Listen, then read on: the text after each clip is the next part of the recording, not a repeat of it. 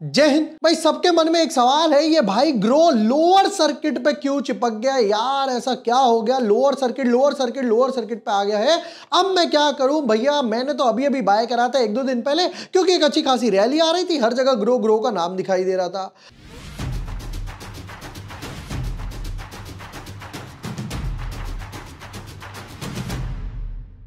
Hi everyone, my name is Bor Vashne. I am a SEBI registered research analyst. भाई 100 रुपए का share था, 112 पे लिस्ट हुआ, 193 तक गया और अब जाके लोअर सर्किट पर अटका है।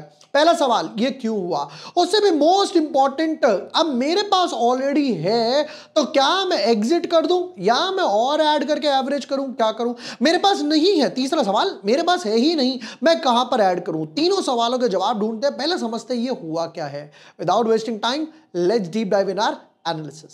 But yes, before moving ahead, अगर अभी तक आपने चैनल सब्सक्राइब नहीं किया है या न्यू यूजर हो तो यहां पर आपको सारे वीडियोस मिल जाएंगे। टेंको की आईपीओ लिस्टिंग स्ट्रैटेजी बताई थी डॉट टू डॉट, जिस ब्रैकेट में बोला था उसमें गेन्स गए। एक्सेल सॉफ्ट के एनालिसिस डाल रखे, टॉप डिफेंस स्टॉक्स हो गए, कैपिलरी आईपीओ हो गया, मल्टीबैगर स्टॉक्स कैसे ढूंढे, सारे ऑन द बोर्ड आपको मिल जाएंगे।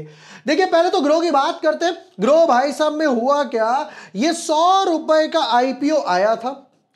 आईपीओ कितने का था? 100 रुपए का। लिस्टिंग हुई कहां पे? लिस्टिंग प्राइस हो गया जी 112। वहां से लेकर 1 2 3 4 5 बैक टू बैक जाकर, एक नहीं दो नहीं, सीधा जाकर 193 पर चला गया। यहां से यहां तक 93% गेन्स बना। और लिस्टिंग पर भी मान लेते हैं भाई, सबको तो आईपीओ नहीं मिला, लिस्टिंग पर भी बाय करा है तो 75% की रैली आ गई सिर्फ 5 दिन के अंदर जाकर। बट अब जाकर ये लोअर सर्किट पे चिपक गया, एक अच्छा खासा सेलिंग प्रेशर दिखाई दे रहा है। पहला चीज, ये क्यों हुआ? इसका रीजन है शॉर्ट सेल की वजह से। देखिए, शॉर्ट सेल क्या है समझते हैं जरा, फिर उसके बाद और पढ़ते हैं और कहां पे ऐड करना है वो देखेंगे। अभी क्या होता है, आप कोई भी चीज बाय करते हो, उसके बाद उसको सेल कर देते हो, बाय करते हो, सेल कर देते हो, नॉर्मल चलता है। यूजुअली क्या होता है, या तो फ्यूचर्स में अलाउड है कि आप एडवांस में शॉर्ट करो, फ्यूचर्स में अलाउड है कि एडवांस में शॉर्ट करो और उसको 1 महीने रखना है, एक्सपायरी तक रखना है, रखो, उसके बाद उसको बाय कर लेना, कॉन्ट्रैक्ट पूरा हो गया। बट इक्विटी की बात करता हूं तो इक्विटी में सिर्फ इंट्राडे अलाउड है। सिर्फ इंट्राडे अलाउड है कि अगर आपने, मान लीजिए आपने सोचा ये स्टॉक ऑलरेडी बहुत ऊपर भाग चुका है, उसके बाद थोड़ा सा नीचे आएगा, राइट? जैसे फिजिक्स वाला की बात ले लेते हैं, लेंसकार्ट की बात ले लेते हैं कि भाई, या फिर स्टड्स की बात ले लेते हैं, कोई भी नया लिस्टिंग आईपीओ, भाई मुझे लग रहा है ये ऑलरेडी भाग चुका है, एक रैली आ चुकी है, यहां पर आपने शॉर्ट कर दिया। ध्यान से सुनो, आपके पास शेयर है नहीं अभी, आपने एक नेगेटिव पोजीशन ओपन कर ली, ये एंटिसिपेट करके ये नीचे आएगा, ये नीचे आया ही नहीं, ये और ऊपर की तरफ चला गया। अब आपको बाय तो करना पड़ेगा।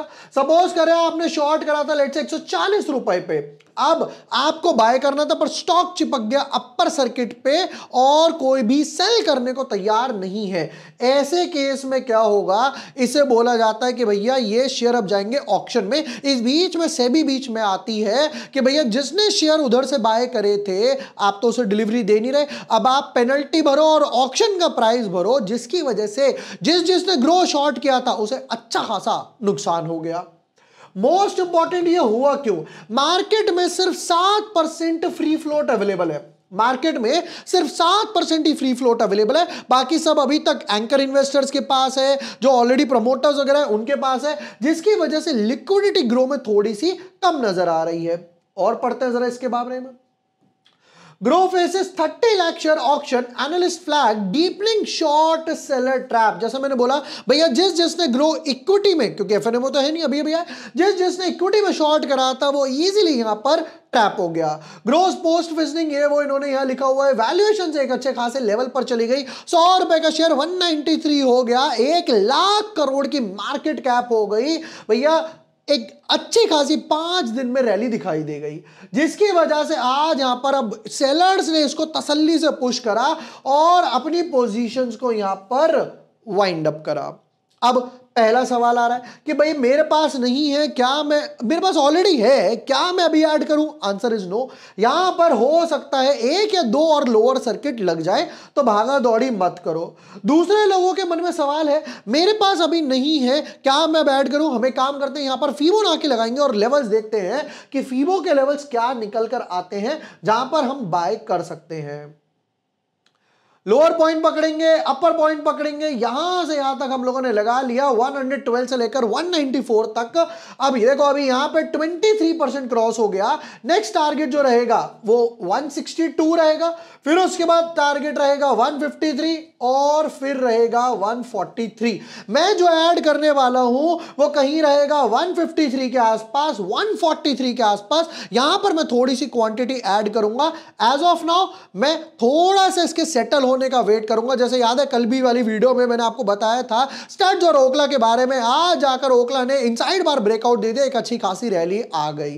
सेम तरीके से हम यहां पे टेक्निकल यूज करेंगे। ऐड कहां करने वाले 150 153 लेवल्स के हिसाब से, जहां पर 50% रिट्रेस करेगा, फिर जहां 60% जो कि गोल्डन फिबोनाची रेशियो बोला जाता है, जहां पर ये 143 के आसपास आएगा, थोड़ा बहुत सेटल होगा। तो ये जितने शॉर्ट सेलर 30 लाख तो अभी भी पेंडिंग पड़े हैं, तो ये लोग क्या करेंगे और नीचे प्रेशर लगाएंगे ताकि ये कम रेट में अपना शॉर्ट वगैरह कवर कर पाते। हालांकि अभी तक एक्सचेंज बीच में आ गया होगा तो इनको अच्छी खासी पेनल्टी वगैरह भरनी पड़ी होगी।